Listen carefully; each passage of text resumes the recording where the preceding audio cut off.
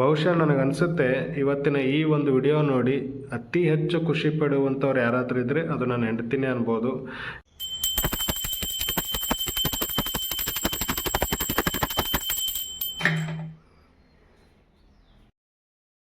Hi guys, welcome back to my YouTube channel. ಇವತ್ತು ಬೆಳಗ್ಗೆ ನನಗೊಂದು ಒಂದು ಸಾಂಗ್ ನೆನಪು ಬರ್ತಾ ಇದೆ. ಕನ್ನಡದ ಒಂದು ಫೇಮಸ್ ಸಾಂಗ್. ಅದು ಯಾವುದಪ್ಪ ಅಂತ ಕೇಳಿದ್ರೆ, ಹೆಂಡತಿ ಒಬ್ಬಳು ಮನೆಯೊಳಗಿದ್ದರೆ ನನಗದು ಕೋಟಿ ರೂಪಾಯಿ. ಈ ಸಾಂಗನ್ನು ನೀವೆಲ್ಲರೂ ಕೇಳೇ ಇರ್ತೀರ. ಆದರೆ ನನಗೆ ಇವತ್ತು ಮಾರ್ನಿಂಗ್ ಆ ಹಾಡು ನೆನಪಾಗ್ತಾ ಇದೆ. ಯಾಕೆ ನೆನಪಾಗ್ತಾ ಇದೆ ಅಂತ ಹೇಳ್ತೀನಿ ಕೇಳಿ. ಇವತ್ತು ನಾನು ಮನೆಯಲ್ಲಿ ಒಬ್ಬನೇ ಇದ್ದಿದ್ದೀನಿ. ನಾನು ಮನೆಯಲ್ಲಿ ಒಬ್ಬನೇ ಇರೋದಕ್ಕೂ ಈ ಹಾಡಕ್ಕೂ ಏನು ಕನೆಕ್ಷನ್ ಅಂತ ನಿಮ್ಗೆ ಅನಿಸ್ತಿರ್ಬೋದು. ತುಂಬ ಸಿಂಪಲ್ ಇದೆ. ಪ್ರತಿದಿನ ನಾನು ಬೆಳಗ್ಗೆ ಎದ್ದು ಸ್ನಾನ ಮಾಡಿ ಬರೋಷ್ಟೊತ್ತಿಗಾಗಲೇ ಅಡುಗೆ ಆಗಿರ್ತಿತ್ತು. ಅಡುಗೆ ಊಟ ಮಾಡ್ತಾ ಇದ್ದೆ. ಊಟ ಮಾಡೋಷ್ಟೊತ್ತಿಗಾಗಲೇ ಟಿಫನ್ ರೆಡಿ ಆಗ್ತಿತ್ತು. ಟಿಫನ್ ತೊಗೊಂಡು ನಾನು ಸ್ಕೂಲಿಗೆ ಹೋಗ್ತಾ ಇದ್ದೆ. ಆದರೆ ಇವತ್ತು ನಾನು ಬೆಳಿಗ್ಗೆ ಎದ್ದು ದೇವ್ರ ಪೂಜೆ ಮಾಡಿ, ಈಗ ತಾನೇ ದೇವ್ರ ಪೂಜೆ ಮಾಡಿದ್ದೀನಿ, ನೀವು ನೋಡಿದ್ರಿ. ಅದಾದಮೇಲೆ ಈಗ ಊಟ ಏನು ಊಟ ಇಲ್ಲ, ಏನಿಲ್ಲ.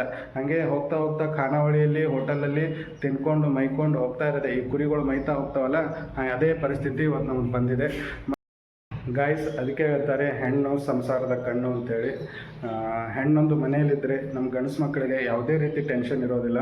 ಎಲ್ಲ ಆಟೋಮೆಟಿಕ್ಕಾಗಿ ರೆಡಿ ಆಗ್ತಾ ಇರುತ್ತೆ. ನಾವು ರೆಡಿ ಆಗಿಬಿಟ್ಟು ಆರಾಮಾಗಿ ಸ್ಕೂಲಿಗೆ ಡ್ಯೂಟಿಗೆ ಹೋಗ್ಬೋದು. ಇವತ್ತು ಮಧ್ಯಾಹ್ನದ ಊಟವೂ ಕೂಡ ಗೋವಿಂದ.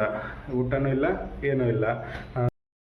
ಒಂದು ವೇಳೆ ಮನೆಯಲ್ಲಿ ಏನಾದರೂ ತಾಯಿನೋ, ತಂಗಿನೋ, ಅಕ್ಕನೋ, ಹೆಂಡತಿನೋ, ಅಜ್ಜಿನೋ ಯಾರೋ ಒಬ್ಬರು ಹೆಣ್ಣು ಮನೆಯಲ್ಲಿದ್ದಿದ್ರೆ ನಮಗೆ ಈ ಗತಿ ಬರ್ತಿರ್ಲಿಲ್ಲ. ಇವತ್ತು ನಾಳೆ 2 ದಿನ ವನವಾಸ ಕಾಯಮ್ಮು.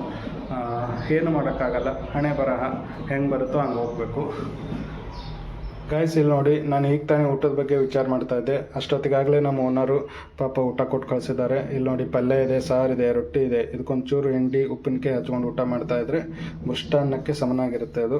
ಮತ್ತು ನಾವು ಡೈಲಿ ರೊಟ್ಟಿ ಊಟ ಮಾಡ್ತೀವಿ ನಮ್ಮ ಭಾಗದಲ್ಲಿ, ಕಲಬುರಗಿಯಲ್ಲಿ ಗಾಯ್ಸ್. ಒಂದೊಂದು ಸಲ ಕಷ್ಟಗಳೆಲ್ಲ ಒಂದೇ ಸಲಕ್ಕೆ ಬಂದುಬಿಡುತ್ತೆ.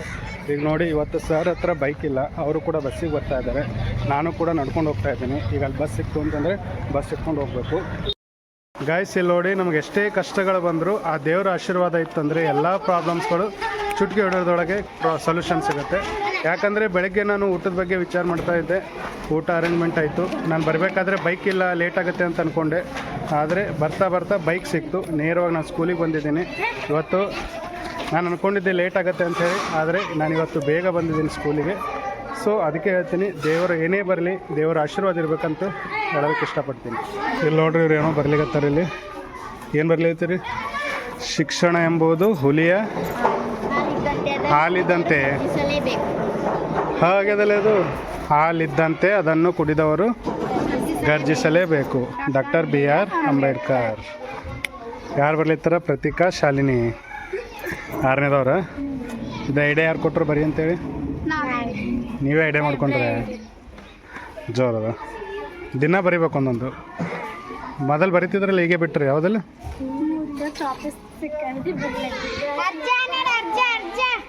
ಅಕ್ಷತ ಅಲ್ಲ? ಅಲ್ಬಾ ಮಗ್ಗಿಲೆ ತನ ಬರ್ತಾವ. 20 19 ಹೇಳೋಣ.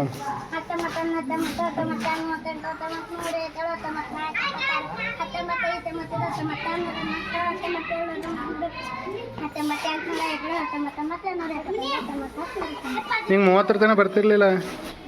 24 ಬರ್ತಾವ. ಯಾರಿಗೆ ಬರ್ತಾವ ನಿಮ್ಮ ಕ್ಲಾಸ್ನಾಗ? ನೀ ಎಷ್ಟನೇ ಇದ್ದಿ? 3ನೇ. 23 ತನಕ ಬರ್ತಾವ. ಇಲ್ಲಿ ನೋಡಿ ಗಾಯ್ಸ್, ಸಿಕ್ಕಿ 3ನೇ ಹೇಳಕ್ಕೆ 23 ತನಕ ಮಗ್ಗಿ ಬರ್ತಾವ. ಜೈಬಿಮ 30 ತನಕ ಬರ್ತಾವ. ಆಕೆ ಇನ್ನೊಬ್ಬಕ್ಕೆ ಅಕ್ಷತ್ರ ಲಕ್ಕಿ ಇಲ್ಲಿ ತನಕ ಬರ್ತಾವ. ಮುಂದೇನು 23ಗೆ ಯಾಕೆ ನಿಂತೀರಿ? 24 ಯಾಕೆ ಹೇಳಲ್ಲ? ನೀವು ಎಲ್ಲಿ ತನಕ ಬರ್ತವೆ? ಎಷ್ಟನೇ ಇದ್ದಿ? 4ನೇನಾ? ಇವ್ರು ನೋಡಿ, 3ನೇದವ್ರು 23 ತನಕ ಹೇಳ್ತಾರೆ. ಈ ಬ್ಯಾಚ್ಗೆ 30 ತನಕ ನೋಡ್ಕೊಂಡ್ಬರ್ತೀರಿ ಪಕ್ಕ? ಹಿಂಗೆ ಕೇಳ್ತೀನಿ ನೋಡಿ, ನಾಕೆ ಅಕ್ಷತಾಗ ನಾವು 30 ತನಕ. ಏ ಭಾವನೆ ಇಲ್ಲಿ ಬರ. ನಿಂಗೆ ಎಷ್ಟು ಇಲ್ಲಿ ತನಕ ಬರ್ತಾವ? ಮಗ್ಗಿ ಎಲ್ಲಿ ತನಕ ಬರ್ತಾವ? 21. ಅಲ್ಲೋಡಕ್ಕೆ 23 ತನಕ ಹೇಳ್ತಾವ. ನೀ ಎಷ್ಟನೇ ಇದ್ದಿ? ಅಕ್ಕಿ ಅಕ್ಕಿಗೆ ಹೆಚ್ಚಿ ಬರ್ತಾವಲ್ಲ? ಏನೋ ಅಲ್ಲ, ಈ ಬ್ಯಾಸ್ಗೆ 30 ತನಕ ಹೋಗ್ಕೊಂಬ. ಈ ರೆಕಾರ್ಡ್ ಮಾಡ್ಕೊಳತ್ತೀನಿ. ಹ್ಞೂ ಅಲ್ಲತ್ತಿದ್ದಿಲ್ಲ? ನೀ ರೆಕಾರ್ಡ್ ಮಾಡ್ಕೊಳತ್ತೀನಿ. ಗಾಯ್ಸ್ ಇಲ್ಲಿ ನೋಡಿ, ಅಕ್ಷತಾ 3ನೇ ತರಗತಿ ಇದ್ದಾಳೆ. ಚಪ್ಪಲ್ ಹಾಕ್ಕೊಂಡಿಲ್ಲ, ಬೂಟ್ ಹಾಕ್ಕೊಂಡಿಲ್ಲ, ಈ ಬಿಸಿಲೊಳಗೆ ಆಟ ಆಡ್ಲಾಗತ್ತಾರೆ ಇವರು. ನೀವು ನೋಡಿ ಊರಲ್ಲಿ ದೊಡ್ಡವರು ಸಣ್ಣವರು ಅಂತ ಏನಿಲ್ಲ, ಎಲ್ಲ ಮಕ್ಕಳು ಚಪ್ಪಲ್ ಹಾಕೊಂಬಲಾರ್ದೆ ಇಂಥ ಬಿಸಿಲಲ್ಲಿ ಕೂಡ ಆಟ ಆಡ್ತಾರೆ. ಇದು ನಮಗೆ ನಾವು ಚಿಕ್ಕವರಿದ್ದಾಗ ಒಂದಿನವೂ ಈ ರೀತಿ ಆಟ ಆಡಿಲ್ಲ. ನೋಡ್ರಿ 3ನೇ ಕ್ಲಾಸ್ ಅಕ್ಷತೆ ಎಷ್ಟು ಚಂದ ಬಳಿ ಹಾಕೊಂಡು ಬಂದಾಳ. ಇವ್ರು 8ನೇ ಕ್ಲಾಸ್ ನೋ ಬಳಿ. ಇದು 7ನೇ ಕ್ಲಾಸ್ ಒಂದೊಂದೇ ಬಳಿ. 6ನೇ ಕ್ಲಾಸ್ ಒಂದೊಂದೇ ಬಳಿ. ನಿಮ್ಮದು ಎಷ್ಟನೇ?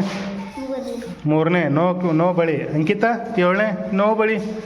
ನೋಡಿ ಕಲಿ ಜರ ಅಕ್ಷತನ್ ಇಲ್ಲಿ ಒಂದೊಂದೇ ಬಳಿನಾ?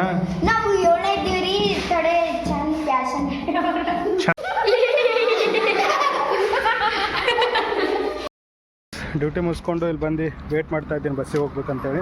ಸುಲೇಪೇಟೆ ಇಲ್ಲಿಂದ ಒಂದು 5-6 ಕಿಲೋಮೀಟರ್ ಇರ್ಬೋದು ಅಷ್ಟೇ. ಆದರೆ ಇಲ್ಲಿ ಬಸ್ ಅಷ್ಟು ಬೇಗ ಸಿಗೋಂಗಿಲ್ಲ. 5 ಗಂಟೆ ಸಿಗುತ್ತೆ, ಹತ್ತತ್ರ 5 ಗಂಟೆ ಸಿಗುತ್ತೆ. ಇಲ್ಲಿಂದ ಬಸ್ಸಲ್ಲಿ ಹೋದರೆ ಒಂದು 10 ನಿಮಿಷ ಜರ್ನಿ ಇದೆ. ಬಟ್ ಬಸ್ ಸಿಗದೇ ಇರೋದಕ್ಕೆ ಸುಮಾರು ಒಂದು 40 ನಿಮಿಷ ಬೇಕಾಗುತ್ತೆ ಇಲ್ಲಿಂದ ಹೋಗೋದಕ್ಕೆ. ಬಸ್ ಬರೋವರೆಗೂ ಕಾಯ್ತಾ ಇರೋದಷ್ಟೇ ನಮ್ಮ ಕೆಲಸ. ಗಾಯ್ಸ್, ಈಗ ರಾತ್ರಿ 11 ಗಂಟೆ ಆಗಿದೆ. ನನಗೀಗ ಒಂದು ಸಾಂಗ್ ಹಾಡ್ಬೇಕು ಅನ್ನಿಸ್ತಾ ಇದೆ. ಅದು ಯಾವುದಂತ ಕೇಳಿದರೆ, ಇದು ಯಾರು ಬರೆದ ಕಥೆಯೋ, ನನಗಾಗಿ ಬಂದ ವ್ಯಥೆಯೋ. ಯಾಕೆ ಈ ಸಾಂಗ್ ಯಾಕೆ ಹಾಡ್ಬೇಕು ಅನ್ನಿಸ್ತಾ ಇದೆ ಅಂತ ನಿಮ್ಗೆ ರೀಸನ್ ಗೊತ್ತಾಗಬೇಕಾ? ಹಾಗಾದರೆ ಇಲ್ಲಿ ನೋಡಿ, ನಾಳೆ ಬೆಳಗ್ಗೆ ಎದ್ದ ತಕ್ಷಣ ಡ್ಯೂಟಿಗೆ ಹೋಗಬೇಕು. ಐರನ್ ಮಾಡಿರೋ ಶರ್ಟ್ ಯಾವುದೂ ಇಲ್ಲ. ಅದಕ್ಕೆ ಈಗ ರಾತ್ರಿ 11 ಗಂಟೆಗೆ ಐರನ್ ಮಾಡ್ತಾ ಕೂತ್ಕೊಂಡಿದ್ದೀನಿ. ಮನೆಯಲ್ಲಿ ಏನಾದರೂ ಹೆಂಡತಿನೋ ತಾಯಿನೋ ಇದ್ದಿದ್ರೆ ಈ ಗತಿ ನಮಗೆ ಬರ್ತಿರಲಿಲ್ಲ. ಬಹುಶಃ ನನಗನ್ಸುತ್ತೆ ಇವತ್ತಿನ ಈ ಒಂದು ವಿಡಿಯೋ ನೋಡಿ ಅತಿ ಹೆಚ್ಚು ಖುಷಿ ಪಡುವಂಥವ್ರು ಯಾರಾದರೂ ಇದ್ದರೆ ಅದು ನನ್ನ ಹೆಂಡತಿನೇ ಅನ್ಬೋದು. ಯಾಕಂತಂದರೆ ಯಾವಾಗಲೂ ಹೇಳ್ತಿರ್ತಾಳೆ, ನಾವಿಲ್ಲ ಅಂತಂದರೆ ನಮ್ಮ ಬೆಲೆ ನಿಮ್ಗೆ ಗೊತ್ತಾಗುತ್ತೆ ಅಂಥೇಳಿ.